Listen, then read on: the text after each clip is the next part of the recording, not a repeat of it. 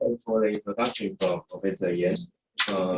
Following the previous two talks on organized feed-based screening, I and my colleague Dr. Lin will address the issue on optimizing feed-based screening.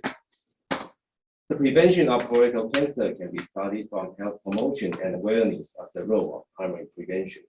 On the basis of this awareness established from primary prevention, feed-based screening can be introduced for detecting early colorectal cancer and adenoma for the average risk population. Supported by healthcare system, complementary colonoscopy for attendees with positive fit, and treatment and therapy for patients with colorectal cancer identified in screening program can be provided. The realization of feed-based screening is thus involved with the awareness of colorectal cancer risk for population and the clinical capacity supported by healthcare system.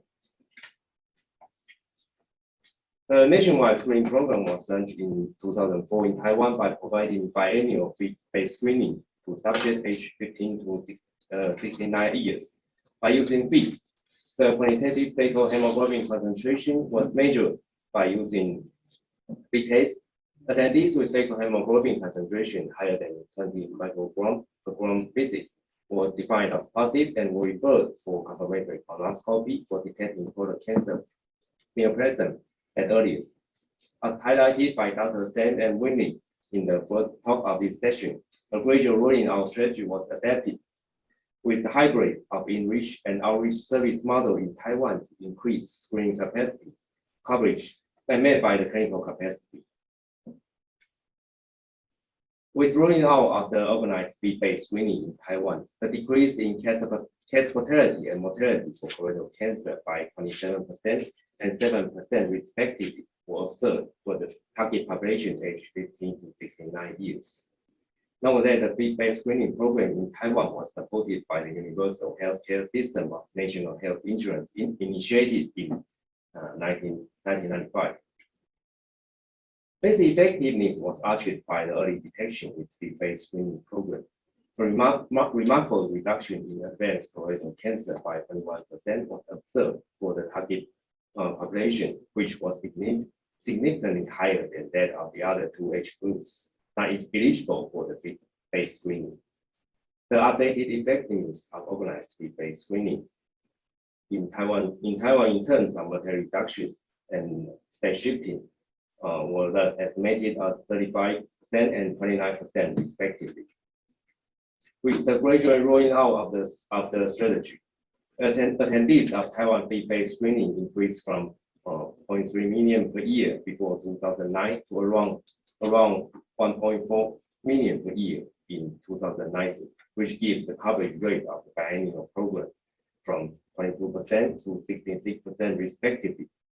Given the 7% positive rate and 74% referral rate, the annual needs for complementary colonoscopy was around 16,000. Following the soaring needs, a gradual increase in waiting time for complementary colonoscopy was observed since 2010. Although the effectiveness of feed-based organized screening in reducing colorectal cancer mortality through early detection has been demonstrated, the need in clinical capacity of complementary colonoscopy should be considered in the design and implementation of such a population-based service program. This is especially true for an aging society with increased disease burden of colorectal cancer and also the gradual increased risk among the young population, both of which have been observed for most of the Asian countries. The use of hemoglobin concentration to quantify the risk level of attendees and to apply colorectal cancer prevention strategies tailored by the risk levels can be a solution to optimize feed-based screening. In the following talk, my colleague, Dr. Lin, will summarize evidence of fecal hemoglobin concentration level in predicting colorectal cancer risk and its application on optimizing feed-based screening. Please.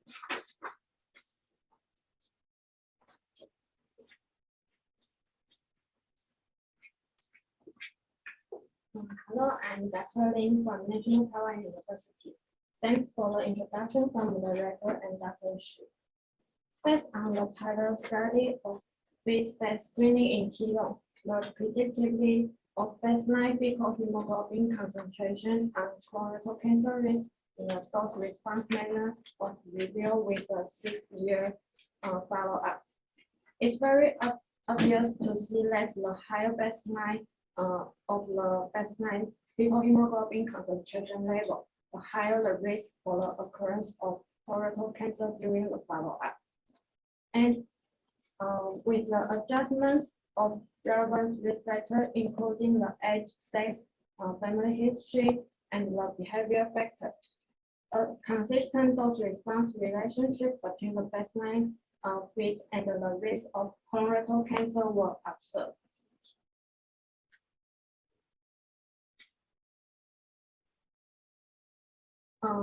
The prediction of the fit concentration and colorectal cancer risk was also observed for the attendees with the positive fit results. Among those with positive fit and negative complementary colonoscopy, a higher fecal hemoglobin level was associated with a higher risk of the occurrence of colorectal cancer in a 9-year follow-up period. And also, for those with positive failure to comply with referral to complementary colonoscopy, a higher fecal hemoglobin concentration level was also associated with an increased risk of CRC mortality. And the level of fecal hemoglobin concentration not only associated with the risk of CRC, but also the risk of colorectal precancer lesion adenoma. By using the data on nationwide colorectal cancer screening in Taiwan with a prospective cohort study design, our group demonstrated that fecal hemoglobin concentration predicts the risk of colorectal adenoma with the 83%.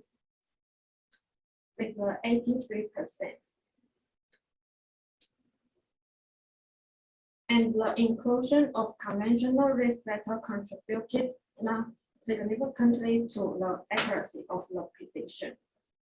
All of this empirical evidence suggests that the level of fecal hemoglobin concentration can be used to quantify the risk of CRC and to stratify target population for risk-tailored strategy for CRC prevention.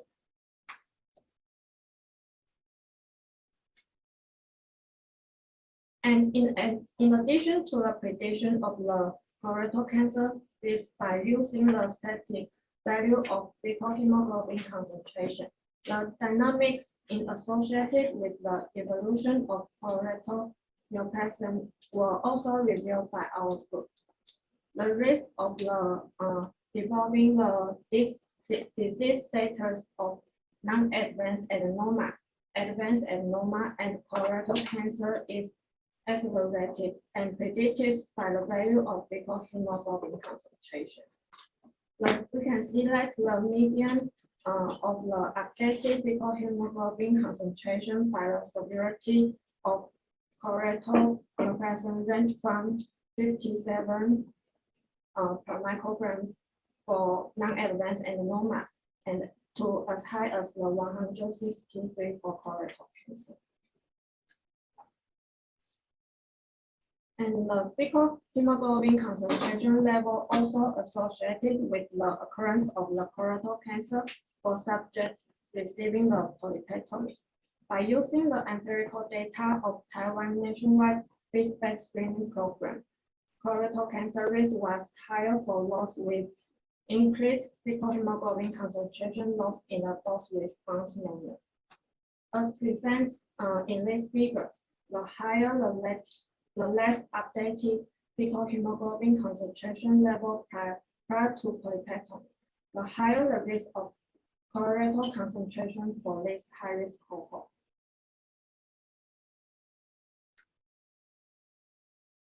In addition to the prediction for the risk of precancer lesion of adenoma and colorectal cancer lesions, fecal hemoglobin concentration further associated with the colorectal death and all-cause mortality. By using the data derived from the pilot fit based screening in Keeler, The empirical evidence on the prediction of the fecal hemoglobin concentration on these two terminal outcomes, CRC death and all-cause death, in dose-response manner was revealed.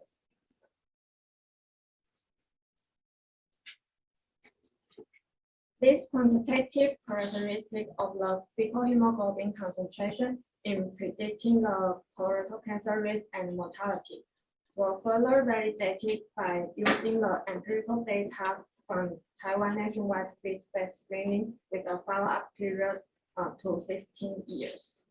Consistent with the previous study in keto, the dose response between the level of fecal hemoglobin concentration and the occurrence of death from colorectal cancer was revealed in this large cohort with long-term follow-up. This evidence supports the use of fecal hemoglobin concentration as a surrogate endpoint for colorectal cancer. The dose response associated between this quantitative measurement and the precancer lesion of adenoma and the terminal outcome of mortality further strengthens its role as a surrogate of the colorectal cancer.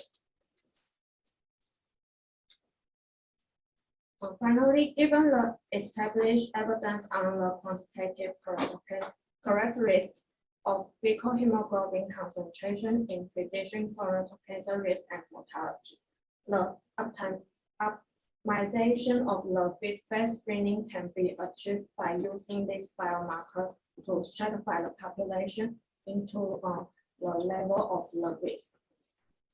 As risk-tailored feed-based screening can be applied using the fecal hemoglobin concentration of 20 to 49 micrograms as a benchmark of the biannual screening interval. The extended interval ranging from 3 to 4 years can be applied to subjects with the lower level of concentration.